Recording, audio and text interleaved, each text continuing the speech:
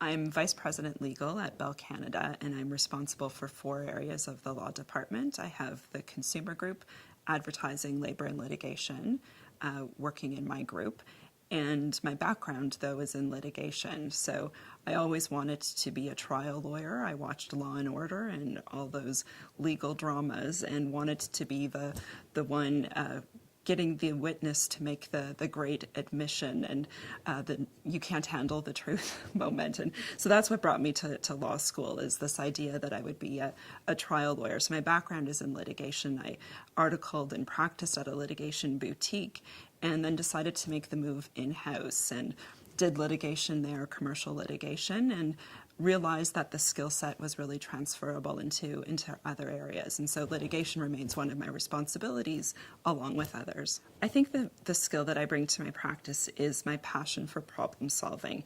I'm the kind of person that enjoys attacking a problem and wrestling it to the ground and looking at the different dimensions and the complexities. And it's what attracted me to commercial litigation initially, was the big files, big issues, lots of different approaches that you can take. And it's really an outlet for my creativity, finding creative solutions to problems. And I often take the approach of several days after thinking about a problem, returning to it with a slightly different answer. People have become accustomed to getting the middle of the night emails from me with further thoughts or ideas of different approaches to take to tackle an issue. I think that everyone who's enjoyed success in their careers comes from a great team, and you can have you can be the strongest leader in the world, but if your underlying team isn't strong and supportive, you won't succeed, and vice versa. And I've been very lucky to have both great leaders and great teams behind me throughout my career.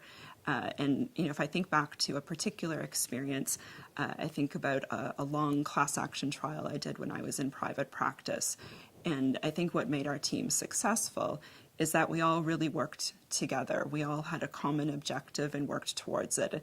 There were lots of ups and downs, but at the end of the day, we all realized that we had a job to do and came together to do it. Yeah, so I was very lucky early on to have Earl Cherniak as my mentor. And he's stayed my mentor throughout my career and has given me all kinds of great advice, everything from the importance of being over-prepared for everything to appropriate footwear in Montreal winters. So one piece of advice that Earl Cherniak gave me that stuck with me throughout my career is about the facts of your case. And I was very worried one time about facts of our case not exactly fitting with our legal theory, and was in his office strategizing around that. And he said to me, lawyers don't create the facts, we work with them. And that really rang true for me. And it sounds a bit commonsensical in motherhood, but it's a piece of advice that I reverted back to many times during my career when I was troubled by a particular set of facts. Our job as lawyers is to contextualize them and work with them, not to create them.